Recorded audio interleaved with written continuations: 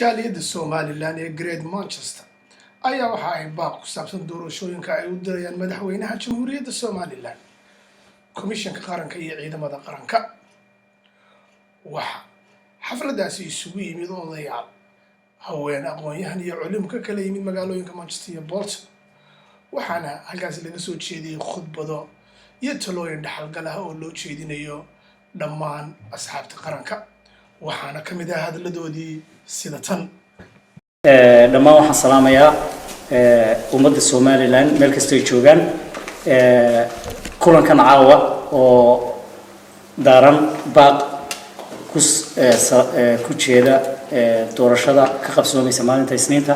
ee fooda inagu soo haysa insha Allah bidmillaahi kariim Somaliland jaaliyadda Somaliland ee Great Manchester ayaa waxay u dirayaan baaq ku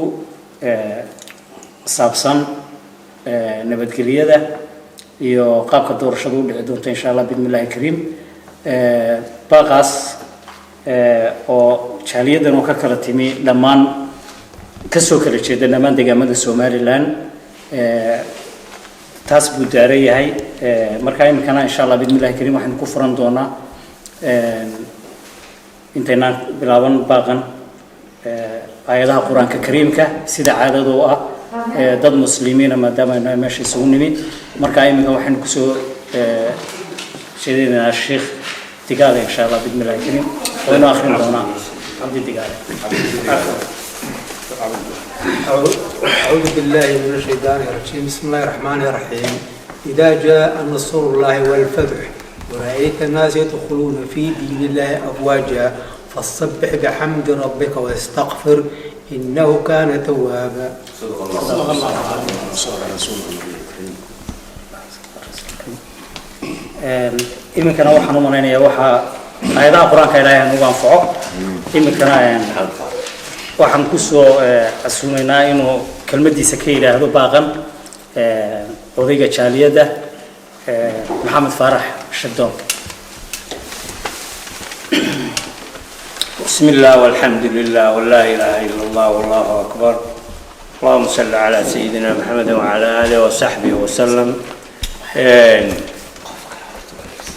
حفلة كوبانة ومعركة باقعة سيدا هو شاقي صاحبك جيجوه فيه waxay ku saabsan tahay arrimaha doorashada ka qabsoomi doonta insha Allah biidnillaahi alkariim dalka Somaliland bisha 13 November 2017 ka oday ahaan oo jaaliyadda Greater Manchester aniga oo ka wakiila waxaan baaqan aanu ulajeedadiisu ay tahay baaq guud oo aanu ummadda reer Somaliland oo dhan aanu u dirayno oo ku lug leh marka uu horeysa nabadgelyadaas oo aanu qofnaba aanu leedi karin haddii aanu seexana karin haddii aanu nabadgelyo buuxa aanu haysan sida awgeed waxaan jecelahay qaybta nabadgelyada inaan ka hadlo oo aan maaragtay qaybta baaqaas ah aan halka ka jeediyo bini aadmigu cunto waa helaa caafimaad waa helaa wax walba waa helaa laakiin haddii aanu intaaba aanu nabadgelyo ku helin kuna seexan kuna soo toosin marnaba arrimuhu waxay noqonayaan qaar kala dhantaalan sidaa awgeed waxaan jecelahay ummadda Somaliland oo dhan aan u jeedinaynaa aniga oo si guud odayga magaalada ka wakiila Greater Manchester bulshada magaalada ku nool ama bulshada Somaliland ku nool oo dhan si guud aan ugu dirayo kana aan koobanahay in muddada gaaban ee dhowrka maalmooda labada saddexda maalmooda iyo maalinta codaynta iyo guud ahaanba muddada kale ee ka sii dambaysaba in uu shacbi weynaha aan ku boorino oo aan ka codsanaynaa in ay si buuxda ay nabadgelyada u ilaaliyaan gaar ahaan shacbi weynaha bay khusaysaa si guud bay shacbi weynaha u khusaysaa gaar ahaanna waxay u sii khusaynaysaa ciidamada qalabka sida ee Somaliland hadday military yihiin hadday police yihiin hadday kuwa nabadgelyada yihiin hadday kuwa nabad sugidda yihiin hadday kuwa nabadgelyada wadooyinka yihiin hadday kuwa difaaca xibaa yihiinba si gaar ah ayay u khusaysaa maalmahan waxa soo dhawaaq baa soo baxay oranaya in dhinacyada bariga ah ay arrimo ka taagtaagan yihiin marka sidaa awgeed waxaan ka codsanayaa shacbi weynaha reer Somaliland inay feejignaadaan inay dhinaca nabadgelyada gudaha iyo dibadda iyo xuduudaba ay ka feejignaadaan oo ay mid isku meel uga soo wada jeestaan wixii fadqalale iyo nabadgelyo darro samaynaya ama ku kacaya ama gudaha noqoto ama dibadda ha noqotee sidaa awgeed waxaanu ummadda reer Somaliland ka codsanaynaa haddaanu jaariyadda Greater Manchester nahay waxaanu ka codsanaynaa in si buuxda nabadgelyada loo ilaaliyo wasalaamu calaykum waraxmatullaahi wabarakaatuh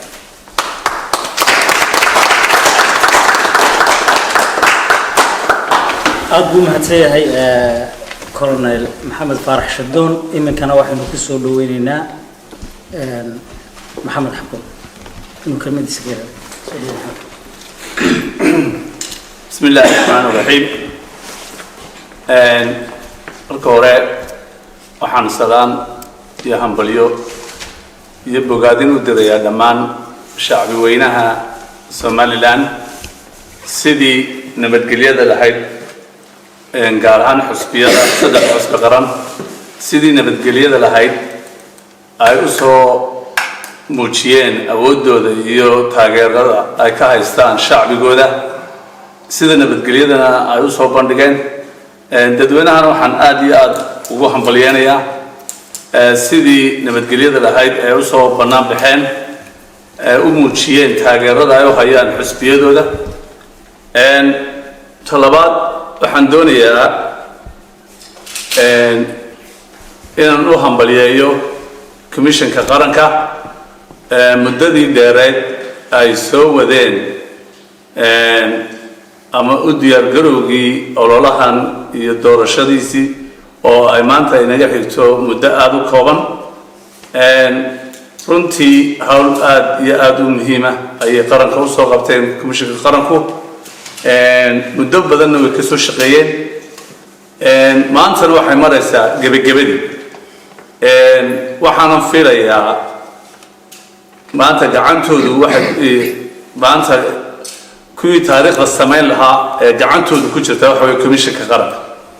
komishanka qaranka fariin baan u dirayaa aan hambalyadeeda u raacinayaa in hawshii wacnayd ee u soo qabateen qaranka Somaliland iyo sidii wacnayd ee hawsha u soo agaasinteen waxaan idinka codsanaynaa oo baaqaygan ku wajahan yahay in aad ku dhamaysaan si geesinimo leh oo nabadgelyo leh oo cadaalad oo transparency taa macnaheedu waxa weeye maanta waxaan filayaa taladii Somaliland waxay ku jirtaa guddida doorashooyinka qaranka madaxweynaha maanta gacantiisa kuma jirto shacbiga reer Somaliland maanta taladooda gacanta kuma jirto taladii maanta waxay joogtaa komishanka qaranka Somaliland runtii ciidamada qaranka Somaliland way idin la shaqeynayaan dadweynuhu way idin la shaqeynayaan laakiinse waxay maanta magac iyo sharaf u sameyn kara Somaliland iyo nabadda ay ku jiraan u dhameystiri kara waxa weeye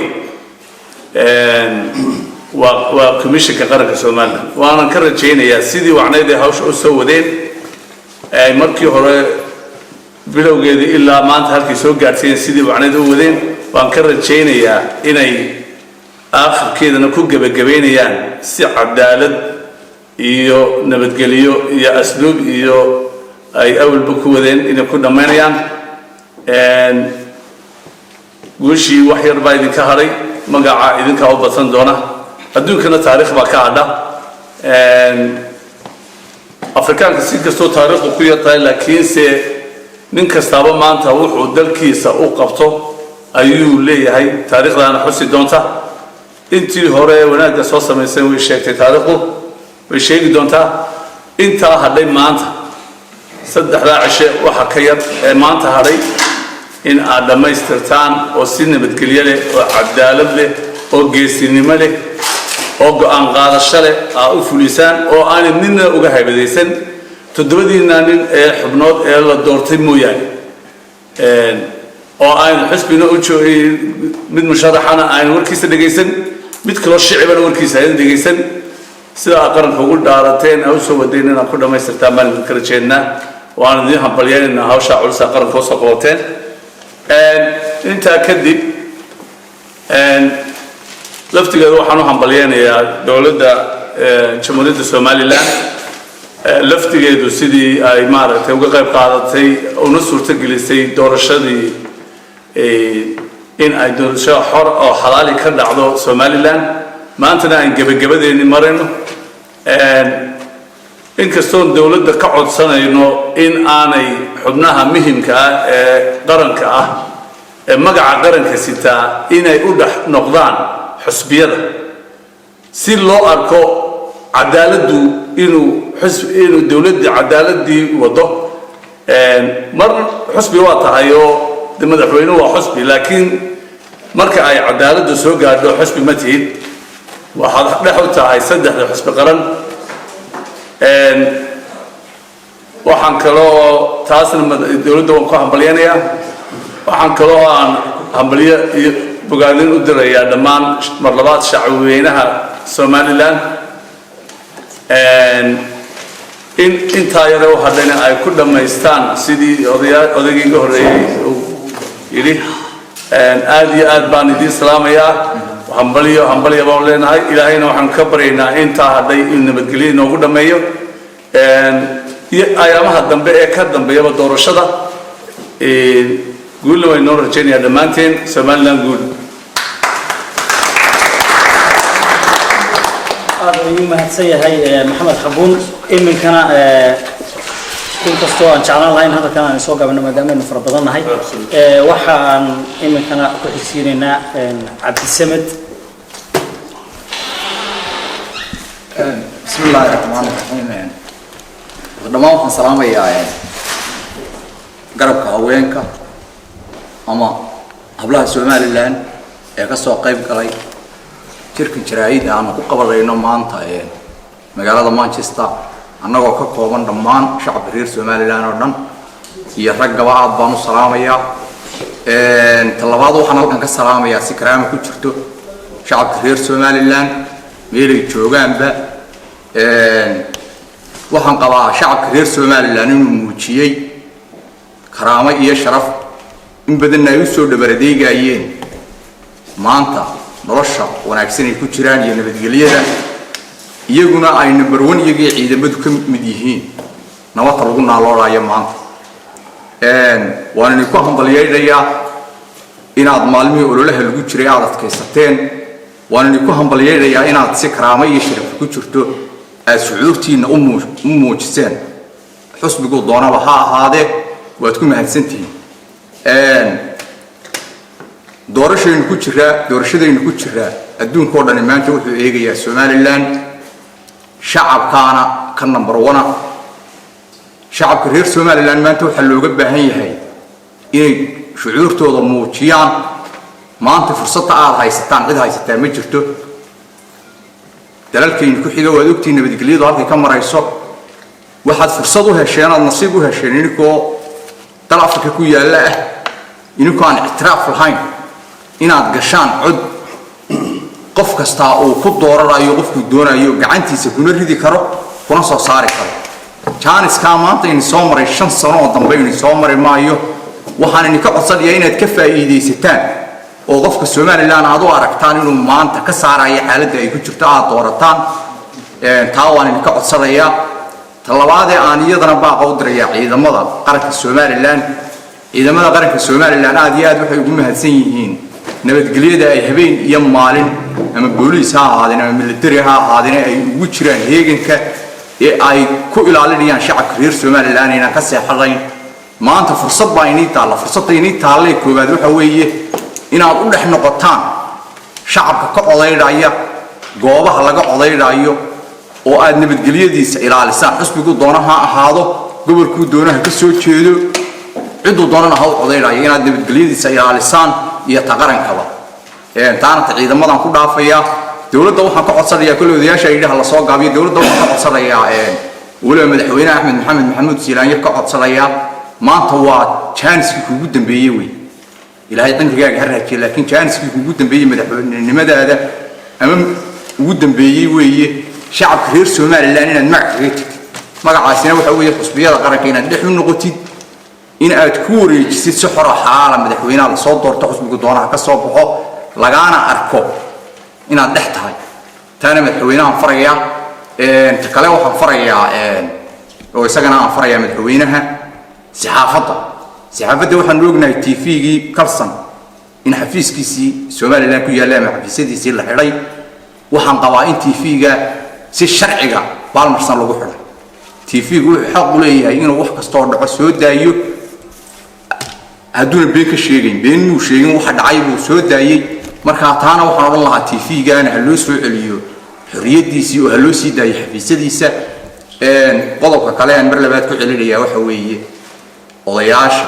somaliland meeshay doonaan ha joogeene inaynan maanta u xadlin xusbi oo dawlad u xadlina ay iyaguna shacabkooda ku hagaan qofka hogaamin kara maanta waana salaam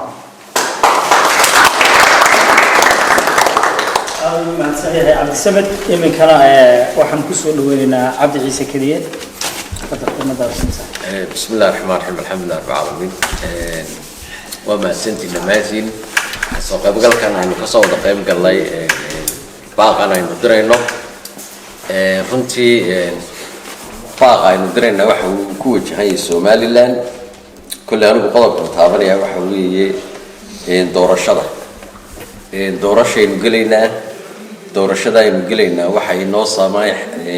aynu dooraynaa madaxweynihii in hogaami lahaa 5 sanadood ee soo socda marka waxa weeye yaa markhaatiya waa commissionka waxa laga wax fiican buu qabtay runtii marka waxa weeye commissionkii inta hadhay waxaynu maalmahan maqlaynay kaarar la iibsanayo kaarar maxay tahay dad gacmaha ku haystaan waliba media isla soo taageen way leeyihiin 300 kaar anaga haysana codkoodii xisbi baan ku shubaynaa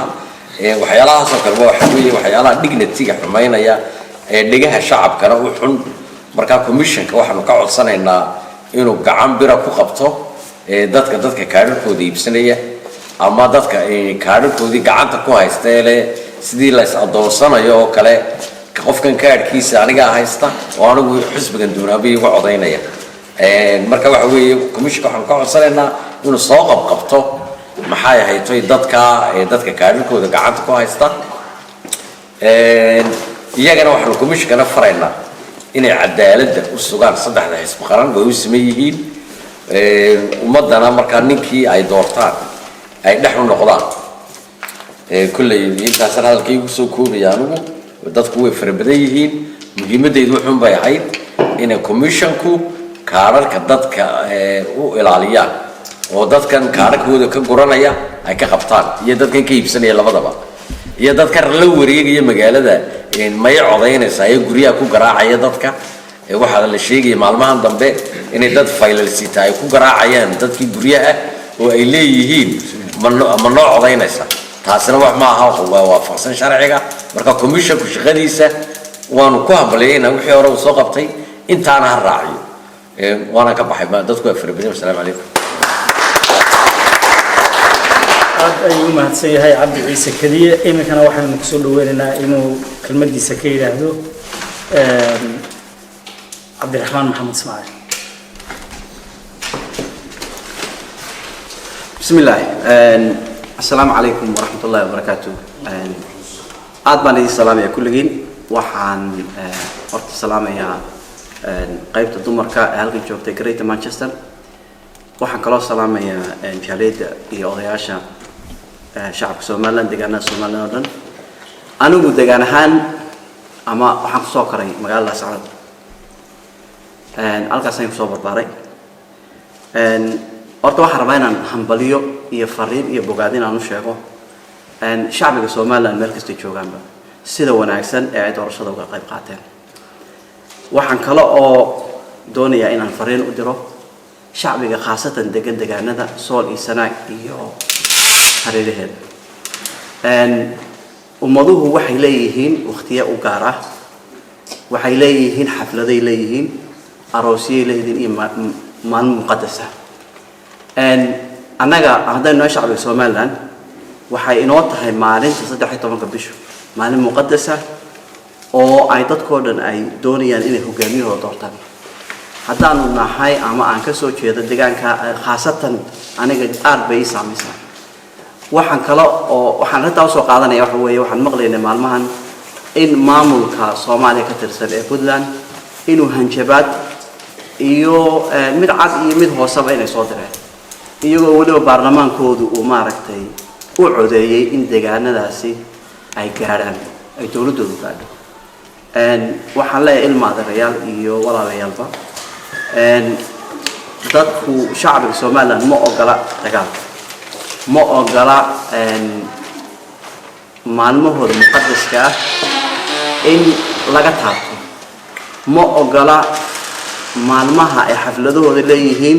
in lagu soo xadgudbo maanta maalinta 13aad waxay dadka deegaanadaas u dooranayaan markii ugu horeysay oo si wanaagsan waliba ka arag oo qaateen inay doortaan hogaamin doona 5 sanadood waxaan doonayaa markaa fariinta inaan gaarsiiyo shacbiga iyo maamulka iyo dawladda Soomaaliya iyo khaasatan Puntland in arrintaasi wax laga qabto oo aan la rabshaynin dadka maalinta ay leeyihiin doorashada maanta ay leeyihiin waxaan mar labaad ku celinayaa horan looga hadlay inay arrintaas tahay amniga waan ogahay waxaan ku kalsoonahay ciidamada Soomaaliland ee amnigu inay maaragtay wax badan ka qaban doonaan laakiin inaanay dhicinba waxaan markaa ka codsanayaa shacbiga meesha degan inay doorashada si wanaagsan ay uga qayb qaataan waxaan kaloo leeyahay maalintaas waa maalin aad leedahay xuquuqda insaaniga qofkii waxa ka mid ah inuu doorto hoggaankiisa maalintaas 13 bisha waxay shacbigaas ajaanis ay u leeyihiin iyagoo kala qayb qaadanaya sida shacbiga kale gobolada kale Soomaaliland maalinta waxay u leeyihiin inay doortaan hoggaankooda iyo xisbiga iyo cidda doonayaan inay meesha hoggaamiso horumar weyn ayay maartay la gaaray oo dawladii marka uu Siilaanyo madaxweynaha ka ahaa ilaahay maartay cimrigiisa ha dheereeyo aad baan isagana ugu hambalyeynaya horumar badan meesha la gaaray 10 sano ugu dambeysay imikana waxay gaareen heer ay maartay halka ka sii ambaqaadi doonaan anigu fariinteeda intaas aan ku soo gaabinaya wassalaamu calaykum waraxmatullaahi wabarakaatuh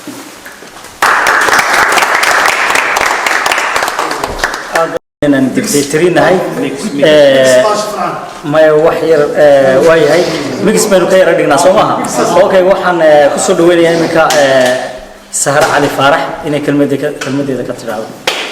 kobra ma dambaynaysaa kobra iyada waqti badan ma siinayna insha Allah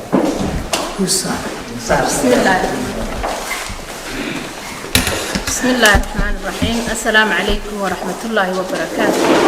marka ugu horeysa waxaan salaamayaa shir saxaafadeed kan aan ku qabsanayno magaalada Manchester Great Manchester shirkan oo daaran baaq nabadeed ama baaq hambalyo loogu dirayo qaranka Soomaaliland doorashooyinka ka socda awgeed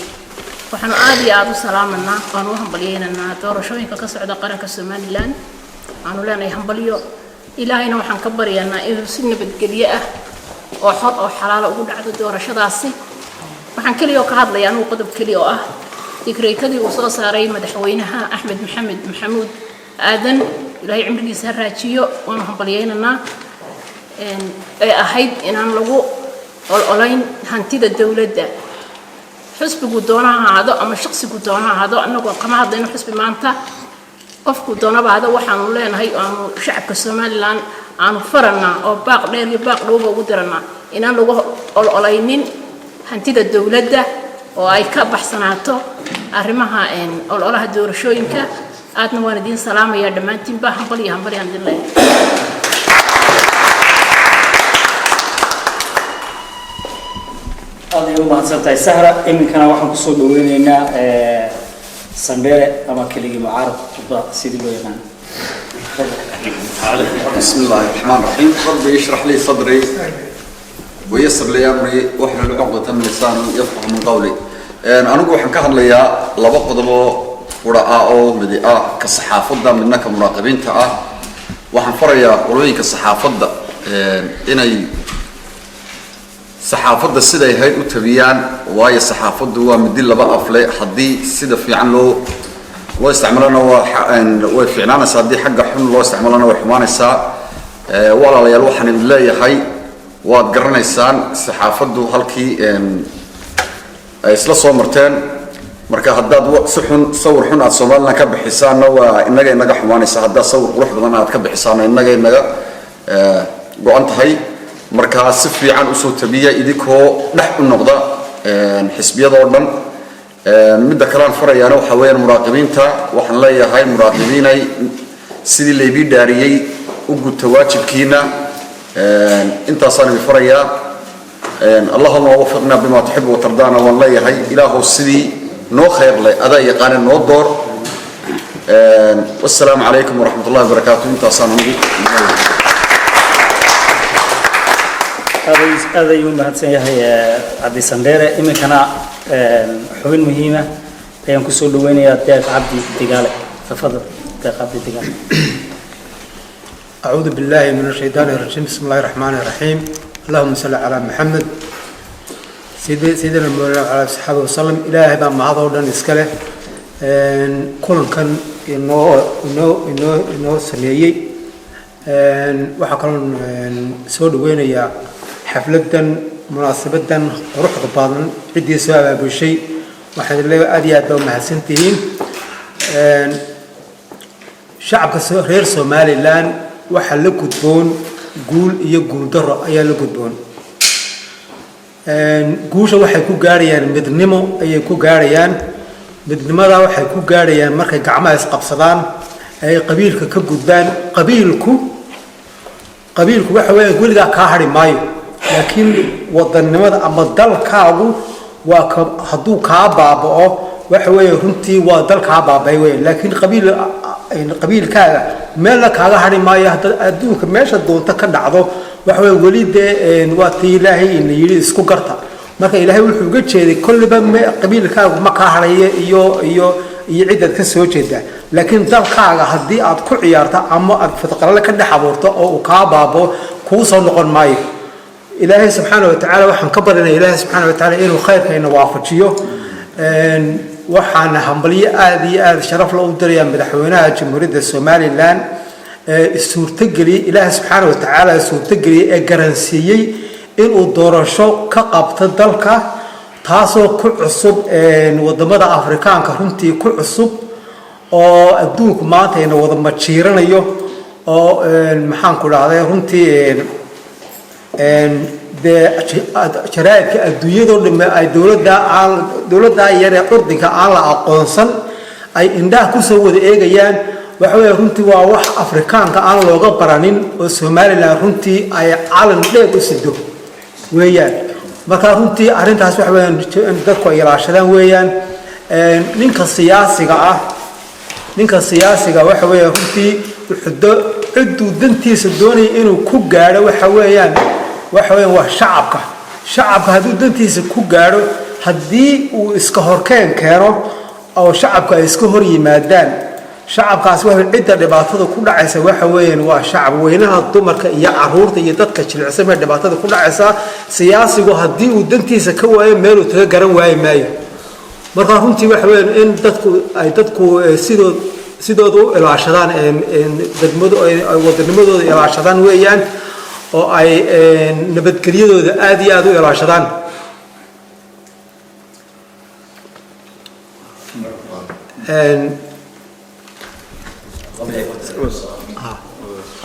marka nabadgelyada ilaashadaan ayaan aad iyo aad ugu hambalyeynaya oo ay iska ilaaliyaan wax alla cadow kasta oo soo hungureeya inay ka digtoonaadaan oo ay meel uga soo wada jeestaan gacmaha isqabsadaan oo ay ciidooda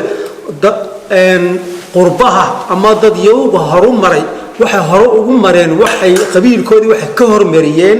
waxay ka hormariyeen ciidoodii bay ka hormariyeen iyo dal jacaylkoodii bay ka hormariyeen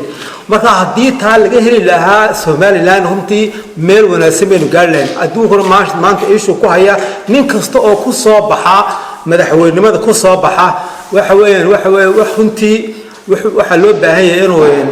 inuu ilaashado waa ciddu xukumaya waxa weeyaan waa dalka inuu ilaashado wadannimada inuu ilaaliyo ayaa loo baahan yahay oo uu meel uga soo shacab weynuhu meel uga soo wada jeedo taasaan runtii aan ku hambalyeynaya dhammaantiin wada salaam calaykum waraxmatullaahi wabarakaatu هذا المعسي هيدا قاعد دجالة إمكاننا وحنا كسر دوينا مدالة جامع جدالة تفضل جامع بسم الله السلام عليكم ورحمة الله وبركاته لما تنوان وضع السلامي مدن يالي مروين با شعبوينهن سوماليلاند ريسكا جريد مانشستر runtii ka soo qayb galay xafladeena ku saabsan baaqa aynu u dirino shacabkeena aynu jecleen ee Somaliland talabaad waxaan aad iyo aad u salaamayaa shacabweynaha reer Somaliland meel kasta ay joogaan ba especially kuwa wadankii jooga ee maanta iyagu dooranaya madaxweynahoodii qaranka ee bedeli lahaa xukuumadda maanta jirta waxaan doonayaa inaan ka hadlo 4 arrimood ama aan la hadlo waxaan ka hadlayaa shacabweynaha reer Somaliland waxaan leeyahay shacabweynaha reer Somaliland walaalayaal shacabkayga waanu jecelahay waxaa tihiin dadkayagii waad ogtihiin marxalado fara badan ayaad u soo marateen dhisidda ama aasaasidda ama seesdigidii ama buddigii qaranka Somaliland dadkii ugu mudnaaba ahaydeen marka maanta waxaan idin leeyahay walaalayaal gacalayaal future-kiina wuxuu ku jiraa idinku ku jiraa fartiina soo ah taad wax ku dooranaysaan maanta hogaamiyihii saxda ahaa kii aad doonayseen kii qarankan ku habboonaa kii hagi lahaa waad garanaysaan oo haddii aan mid yar idin iftiimiyo runtii marxalado badan oo aad ku waaya qaadan kartaan ayaad soo marteen dalkan marxalado badan baa ka soo dhacay anigoo aan ku tixaalayn dagaallo sokeeyaa ka soo dhacay waxaa ka soo dhacay abaaro xanuunaa ka dhacay marka waa xagga choice-kiina aan idinla hadlayaa marxaladaha soo maray shakhsi waliba meel buu ka gelayaa waa tan maanta idinkoo runtii isdul taagaya oo tooska ku ifin kara waa runtii doorashadiina ay ka mid tahay waad ku kala dooran kartaan haddii aan soo qaato tii ugu dambeysay mujtamaca reer Somaliland especially waxaa ka dhacay galbeedka abaaro aad u baahsan oo ka horeeyay abaarihii bariga abaarahaas runtii waxay noqdeen abaaro loo guntaday si wanaagsan laga yeelay allaha raxmaankaayna dadka runtii u tabarucay dadkooda ilaahay uu la qabtay abaarahaas waxay noqdeen kuwa inuu ka baxnay ilaahay baana mahad ku leeyahay talabaad abaarihii baahsanaa ee ka dhacay gobolada Somaliland especially gobolada bariga way dhawaayeen wayna ka warhaynay marxaladii ay mujtamaca reer Somaliland mariyeen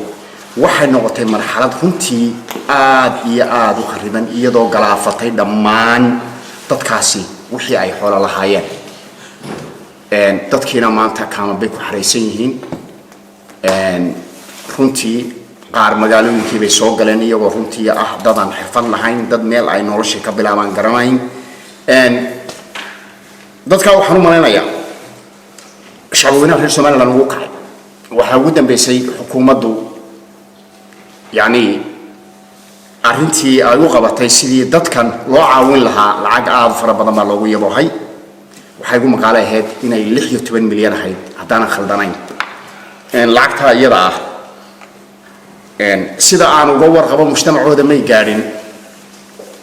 maysan gaadhin mujtamacii markaa dee anigu ma garan karo meel ay marteen marka waxaan u maleynayaa taa inaad idinkuna kaga turjumi kartaan doorashadiina komishanka la hadlaya komishanka waxaan leeyahay waxa qaadeen dhaar allaad qaadeen ilaahayga raxmaanka baa idinla xisaabtamay meesha wixii shar iyo khayr baad ka samaysaan laakiin waxaan idinku boorinayaa mujtamaciina ama dadkiina oo cadaalad fara oo isku daya in aad arrinta iyada si wanaagsan oo xaqiiqa oo xaqa uga turjuntaan dowladda waxaan leeyahay runtii waxaa jira oo aanu ka aragnaa inta badan miidiyaha dhalinyarada fara badan oo runtii lagu eedeynayo dhinaca dowladda waayo oo ay tahay dowladdu waa dowladii waddanka iyadaa dalkan maamusha iyadaa qarankan hagta marka sida ay wuxuu jiraan dee anigu ma garan karo laakiin miidiyahaasaan kala soconno waxaanu aragnaa inta badan meelo badan oo kaararka laga iibsanayo meelo badan oo la leeyahay niman xukuumadda ka tirsan baa lacag ku baayacaya taasi ayaa daradeeda leedahay waxaan jeclahay taasi in wax laga qabto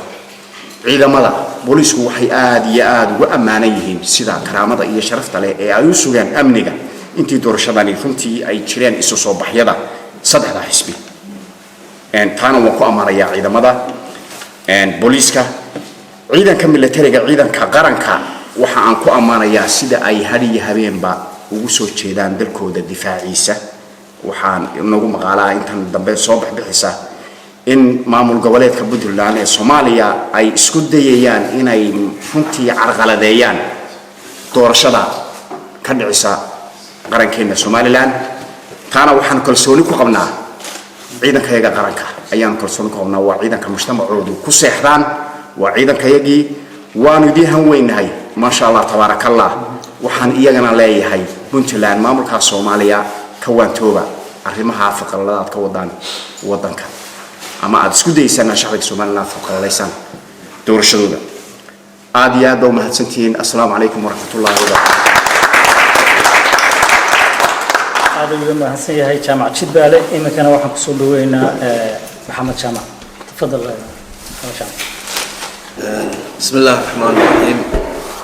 والصلاة والسلام على أشرف الأنبياء والمرسلين سيدنا محمد وعلى آله وصحبه أجمعين. أرجو وان السلام يا جالية دينا غير سوماليلاند حاول كان في عن مقالة جريت مانشستر waxaan u soconaana wax weeyaan qodobka ugu miisa waa baaq nabadeed oo ku salaysan doorashooyinkan soo socda ee fooda lagu saayo laba cisho ka hadheen dalka waxaad u maleynaysaa dee kulley anigu saddexda xisbina uma haysto dalka hadduu khalkhal ka dhaco amba wixii khalkhaleemi ka dhacayaan arkanay dhalinyaradii uu bannaan baxaysay amba ولولينسي صدح الحسبيبة جواب بدن بأي أيان نقول مقالة عن بان تفيدا كداوني ضد كي يوم بتشوفتو إنه خلق الكيمي عن بهلا يسفيدو عن باكسدان هالنوع عن بفلقادو عن با مركها كله صدح الحسبية أنا نقول ما هي سنة ما شو حنوها هي سنة عن بمسؤولية ده صار نواد دولة وهي ضلك الدولة باكش قيسة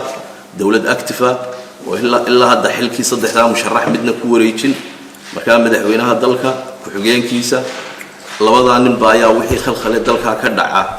أم بينك الدورشة كهر أم بحلك الدورشة أم بين تانا حتى على إعلام النتيجة أم بمرك النتيجة للشيء كدب حتى إلا أنتو مدانة محمود سيلاي ووريتشنا يحلك أسجنا نبوه السنة رنتي وحي خلخلة هلك كيمان ويو وحلا رمضة حمل كسر ريال تابت مجرد كلي حسبية دوات سكجران صانو ده سد حسبية ترتمية إنكستو آد لنا الديمقراطية ده دلكن يعني دلالك آد جوهر مريوي هاي أو دلالك درس كينن عن آد جوهر رينو تاسا كلفسا إن حوجتك واحد نون سنة ولي لقب سنة مركا يعني وحن كسر تقل إن ضدك وعي جينو كيري هاي مركا إن اللي يسلح قالوا عن بلا يسقب صدوا عن با وخلخلي معضو مركا وحويان كدكتونادا وقادا شعبو دلكن idinku dhisan yahay nabadda idinka keenay qarannimadan la raadinayo idinka keenay mowqifkan taaganahay idinka ayaa dadkan ku dhaliyay idinka dawladda dhisay wixii dawladdu lacag ay ka soo bixi kari weydo amba ee dawladdu ku qaldan tahay idinku inaad meesha hadda booshaan baa la idin karana shacabahan way wadalkiin سلاية وتجي كوحي جا قبضان دونا وتجي لكن إذا كاتشري دونا ضل كنا يدي كودين شرية ماشي أنا والجو بدني يوم مرة سير لما دنا يرضى سي شيء وضياش سي شيء فبضطر بدنا يكال لها سدايو إن شاء الله يسكو محمد سامع iminkana waxaan kusoo wareejinayaa cabdi jaamac. بسم الله الرحمن الرحيم لمان قريب مانشستر شعب كي سوماليلاند باقي على القدر والسلامة يا رجل مطا waxaan kaloo halkan ka salaamayaa shacabweynaha Soomaaliland oo hormuud ka yahay madaxweynaha jamhuuriyadda Soomaaliland Maxamed Maxamuud Axmed Siinaaya baaqan aan dirayno oo wax danta dalka iyo dadka ah doorashadu waxay macnaheedu sameynaysaa muuqaal u tahay mujtamaca reer Soomaaliland waa muraayadii caalamku ka daawanayay doorashada dhacaysa waxayna inoo horseedaysaa aasaas u tahay ixtiraafka dalka hadba sidan wax u qabsano ayuu mujtamaca adduunka ay ku noolnahay iyo wax inoogu qabanayaan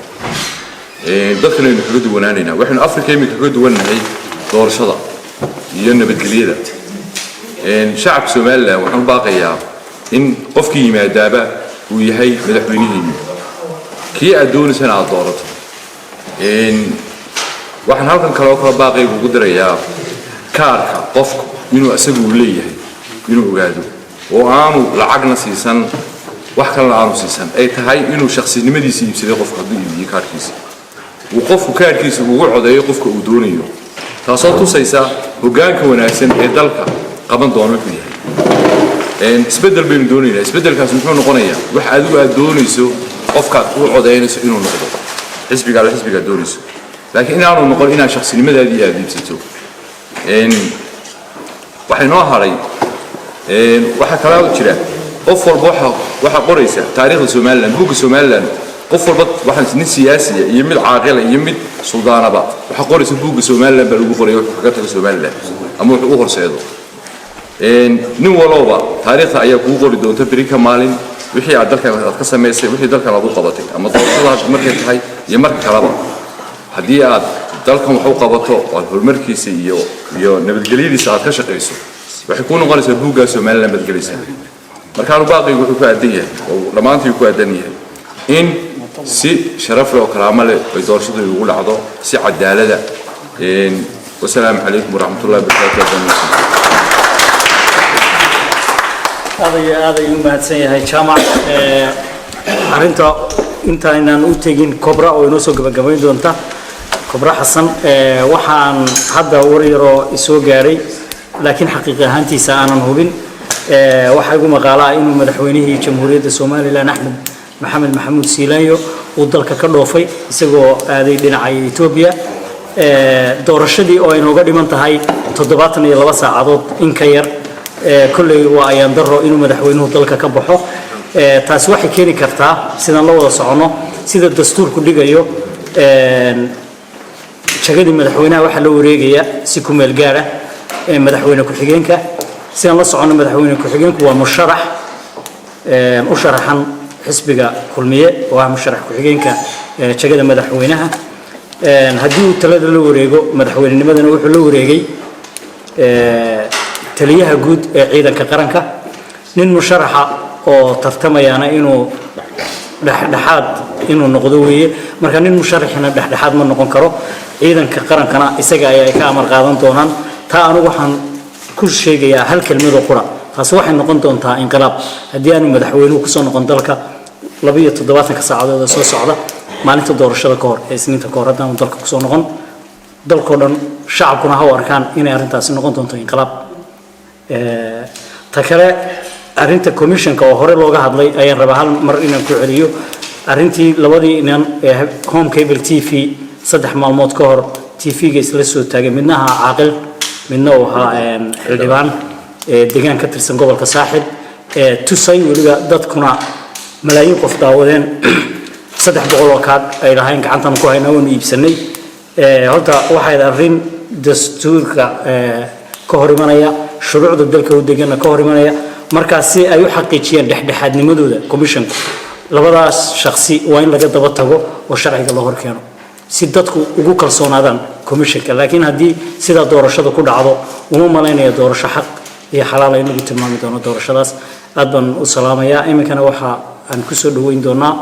walaasheen Kobra Xasan Beeldeeq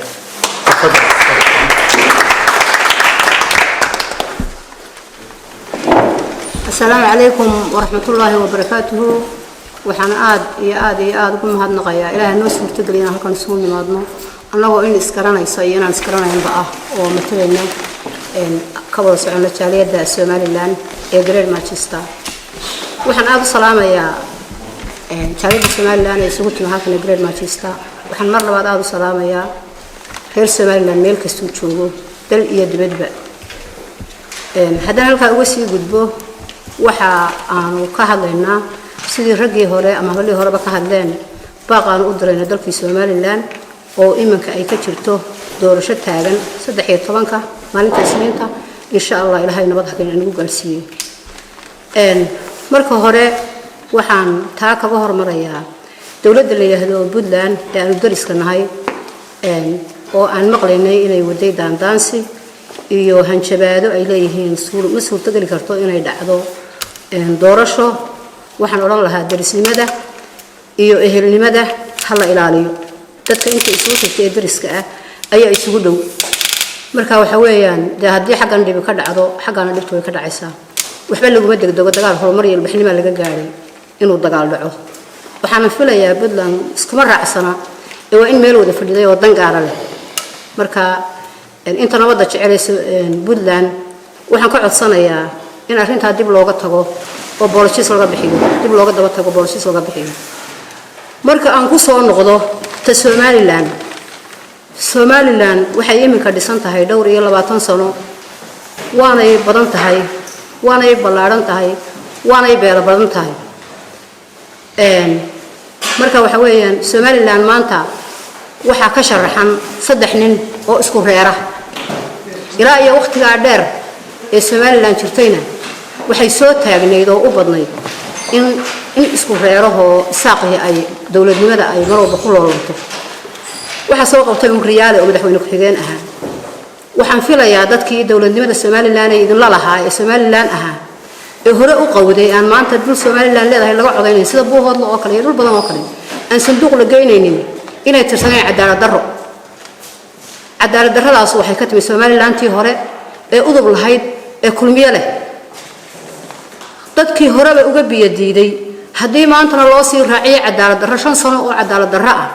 de waxay yiraahdaan dad baa waxay ku mahmaan jugjug meeshaada joog meeshii un bay dhibtu taala ee wax dawo ah may helin tan hadda uu ka hadlayo inankan hadda ugu dambeeyay uu leeyahay madaxweynihii baa ka baxay wadanka madaxweynuhu wuxuu uga bixi karaa wadanka marxadda maanta taagan caafimaad ahaan hadduu caafimaad qabo oo uu ka baxo waa khalad uu ka galay dalka Somaliland haddii sabab caafimaad uga baxay waa wax weeyaan sabab caafimaad waxba laga oran karo taas waa mid marka aan dib ugu noqdo doorashada maanta taagan waxay u eg tahay mid dhinac u xaglinaysa uu soo maray dawladda maanta jirta mucaarad way soo martay mucaaradnimana xanuunkii ay lahayd way garanayaan iyo dhibtii ay lahayd haddii ay maanta noqoto maxay haytay wuxuu anaa ka weyn anaa geelay anaa dawladda iyo amnigiiba haysta cadaalad wuxuu dhici mayso kaayirkii wala kala iibsanaya anaa maalkii haya waa dhib fara badan bay keenaysaa dadkuna waxa weeyaan dadka waxa la cunta ma deeqda cadaalad baa deeqda haddii aan cadaalad waxba lagu deeqsiinin waxba ka soo bixi maayaan xagga Ilaahay baa dambi ka tahayba oo ay ka tahay dulmi marka dadka qayb la dulmiyo qaybina ay in wadato waa dulmi rabbi laga galay annagu waxaan ku baaqaynaa qof kasta oo xisbigu doonaha taageero laakiin inay barta ahaato wax cadaalada oo afduub ahayn oo aan kaad la kala iibsanaynin oo aan reer hebel lagu ololeynaynin oo aan jeclayso lagu ololeynaynin oo ninkii markii horeba madaxtooyada aan dadka ka furi jirin ee aan dadka waxba u qaban jirin maanta inuu tuulo walba una aqoon inta uu tago istaago ana kula dhashay oo reer hebel aniga isoo saar oo markii hore dadka maxaad u qabatay ilaa maanta ma dhalanine bishan ma dhalanine bishii hore ma dhalanine dadka markii hore maxaad u qabatay dadka maatada ah ee masaakiinta ah ee shacabka ah qofkii aan waxba u qabanayninoo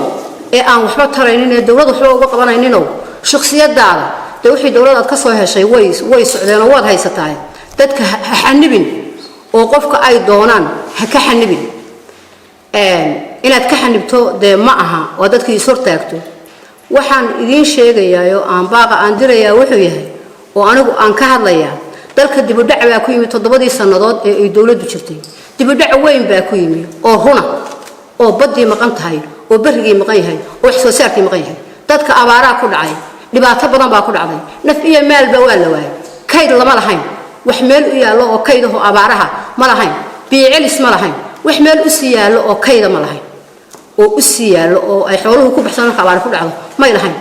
wax reer waliba maanta oo 100 halaad lahaa baabacii ku jira rafaad buu ku jira meesha laga nool yahay waa dabadaha waa qofkii qof dabadii u maqan yahay qofkii kalena wax weyn eber buu taagan yahay marka waxaan idin sheegayaa reer Soomaaliland oo anigu aan idin kula hadlayaa oo baaqaygu uu yahay war markaad idinku waligiinba aad u taagnaataan annaga isaaq hooloolayno oo dawladnimada leh dadka kale hareeraha idinka jira ee qawadsanay dawladnimada wax ku leh ee idin la leh ee la dad kala ee idin la leh ee idin la degan ee meel walba degan ee cid walba leh ee daaradu sii badan yahay ee madluunka ah maxay helayaan maxay idinku sugaan maxay idinku aaminaan maxay wax idin kula yeeshaan Soomaalidu waxay ku mahadaan rag cadaalad waaya sida cawsha kale yaa haddaan cadaalad jirin Soomaaliland ma jirayso haddaan cadaalad jirin Soomaaliland ma jirayso is-aaminaadna ma jirayso haddaan doorasho xor ah oo xalaal ah dhicin Soomaaliland ma jirayso cadaaladna ma jirayso waxaan warkayga anigu aan ku soo gabagabeynayaa dadka maatada ah ee caruurta ah ee masaakiinta ah ee aan waxba meel ugu jirin maalin walba ha ku guurina mar horena ka qaato ha soo gurina maanta dambana siigaha kaga tagina dadka Soomaaliland waxaan idinku baaqayaa qofka aadan moodaan dalku isbedel buu u baahan yahay dalku isbedel buu u baahan yahay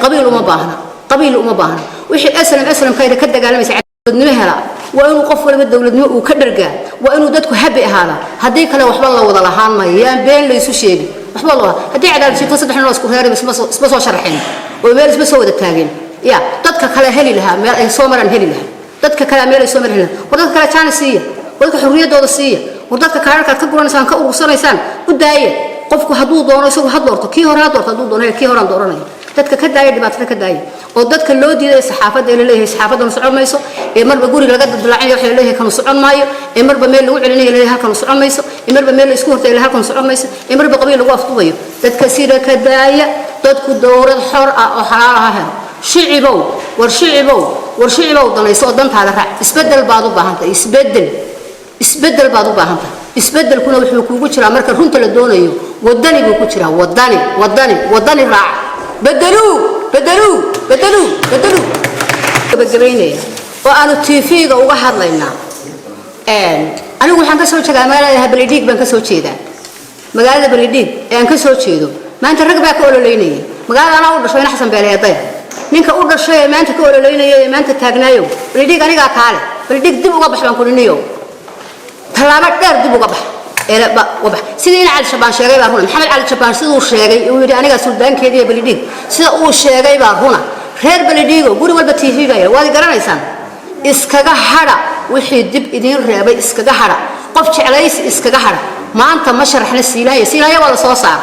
Siilaayo bye uu tagay kursiga uu ka tagay saddex nin oo isku reeray baa jooga nimaan daliidin ku jirin har raacina shaqada kuma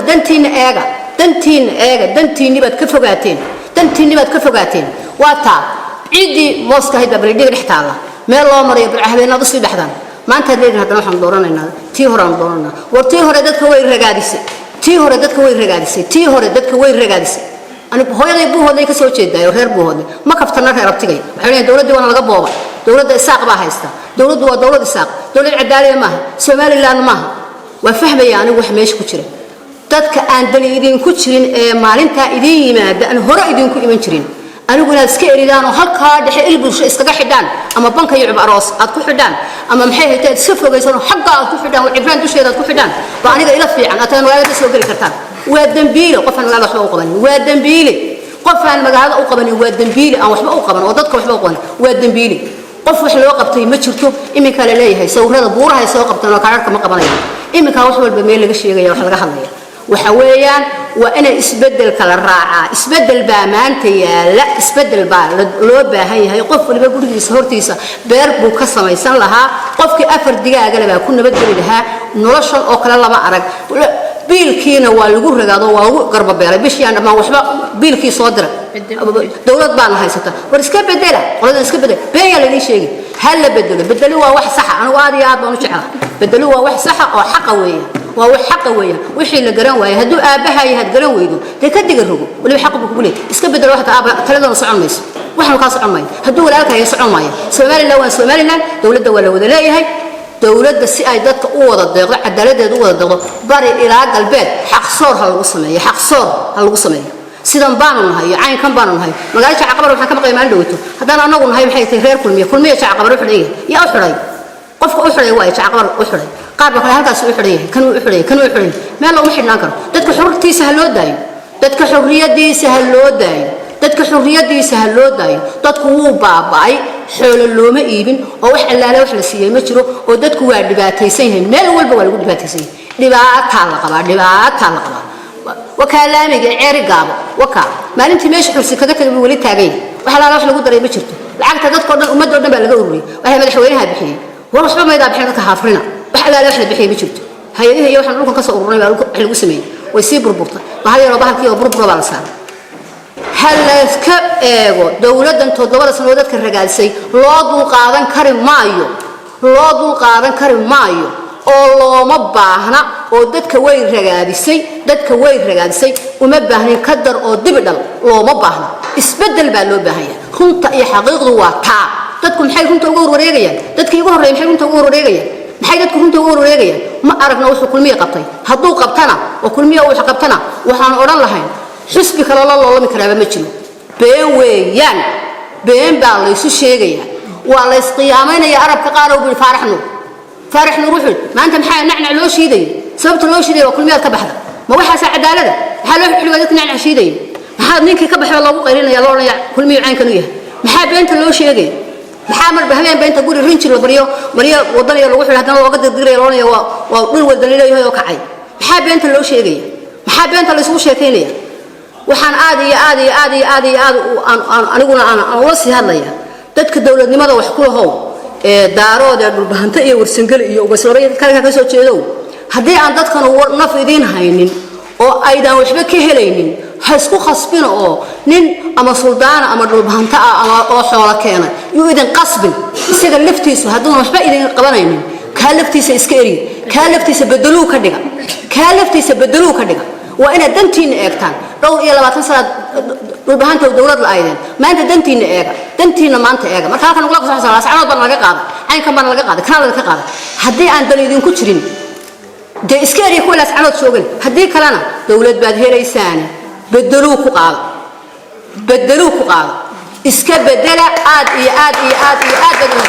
السلام عليكم ورحمة الله الرحمن الرحيم aad bay u mahadsanyihiin dhammaan ka soo qaybgalayaasha oo runtii ka kala yimi meelo kala durugsan intaas baan ku soo gabagabeynaynaa hawsheenii baaqa caawa ilaahayna waxaan uga baryaynaa dalkeenii inay ka dhacdo doorasho xora oo xalaal ah oo aan inqilaab lahayn oo aan dhinac ka rarnayn aad baan u soo ducaynaynaa oo dalkayga oon jecelnahay waanu danaynaynaa holidayadan nimaadnaa caruurahaygan keensanaa waanu jecelahay waddankaygu inuu nabad sii ahaado inuu horumaro inuu halku maanta taagan yahay meel kasii wanaagsan tago aad baanu dhammaantiin idin salaamaynaa shacabkana waxaan leenahay guulaysta fartiina ayayna guushiinu ku jirtaa ku ceelbaxa asalaamu calaykum